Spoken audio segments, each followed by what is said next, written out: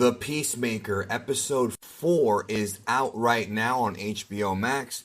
Interesting episode. So this is the first episode of The Peacemaker that was not directed by James Gunn. It was written by James Gunn, but it was not directed by James Gunn.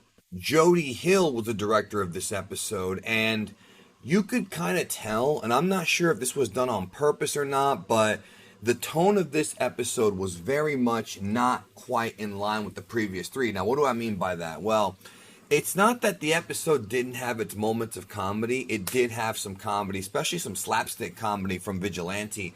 But this episode really had a much deeper tone, and there was a lot more of a deep message here. There was a lot of stuff with fathers and sons, a lot of stuff with Leota and her trying to fit in, not really sure if she does fit in. You know, she never shot anybody before, but she does manage to do it here to the Kung Fu Master, or Judo Master, Judo Master, or as they call him, Cobra Kai. That's their nickname for him. And then, you know, the whole situation with Peacemaker, with Chris, and with his dad in prison, and how his dad is just, he's a hard ass, but I really like this idea of, you know, yeah, he's my father, yeah, he's this racist guy, but, you know, I love him either way because he is my dad, and I don't agree with everything he thinks, but I love him. Like, that's a deep situation, because sometimes people get caught up a lot in things like that. Like our parents, like, you know, our parents, a lot of them have antiquated mentalities of the, you know, and especially grandparents. A lot of them have, you know, just they're stuck in the past, and it's not entirely their fault. And it takes an adult to kind of accept that, you know. I can tell you, my parents said a bunch of dumb stuff that I certainly, not that they were racist, because they weren't, but like they said a lot of dumb stuff that was very ignorant. Like, you know, it's just the farther back you go in generation, the more ignorant people seem to be. You know what I'm saying?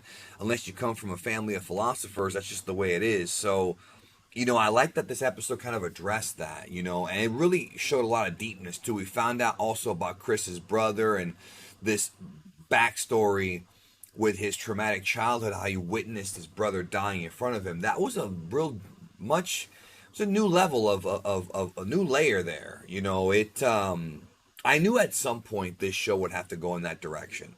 Like, I knew they would have to do more development. I doubt the show was going to be a comedy the entire time. And they did it here, and I thought it was well done. I really did.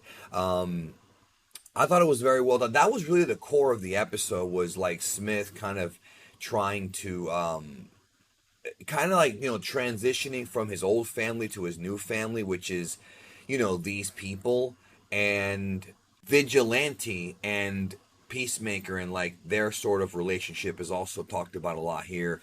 A lot of things happen here with the Vigilante, and, you know, the whole joke is that he blew off half his pinky toe so he can't walk anymore. And when he was kind of goaded into breaking into prison, I was like, he's not going to try and kill his dad, is he? And he did. That might have been a little bit too much, but these characters are all like kind of like living in a weird reality that isn't ours. So, you know what I mean? Like, I can't hate on it too much. I'm not really going to hate on it at all, because I think, you know, he didn't accomplish his mission, and the scene of him in the prison was actually pretty funny. Like, that was a funny scene. But for him to have gotten himself arrested, it's very uncharacteristic of him to do that, especially with how much of a pussy he's kind of turning into. Or not turning into, but how much of a pussy he's kind of behaving like. And my whole thing was, I thought by the end of the show he would have much more bravery. You know, even though he does have a little bit of that, you know, he's definitely a brave guy. You know what I mean? I misjudged that character. I really did. But interesting cliffhanger also with the fact that their leader, Clemson Mern, is actually a butterfly. Like, that's, now I'm wondering, was he always a butterfly, or did the butterflies get him like in between the last couple of episodes? Like, you know, did they get him, or was he always that? That's going to be an interesting situation. But the White Dragon character as a whole has a lot of layers, man, because, like I said, you know, having a racist family member, a lot of people have that, and yet it's not like they just don't speak to them. Sometimes they don't, but sometimes you have to, especially since he does stuff for Chris and since, he is his dad. So it's a very tough situation to be in, when you don't agree with your parents' politics, but it's such a powerful part of their life, and this episode did a great job of looking into that. And I wonder where Chris is going to go from here, if he's going to eventually tell his dad to piss off and just leave him alone. I don't know. I think they're going in that direction, though. Anyways, I like this episode. So far, the show's been a hit. I'm enjoying it. 4 more episodes to go. There's 8 episodes total for this season.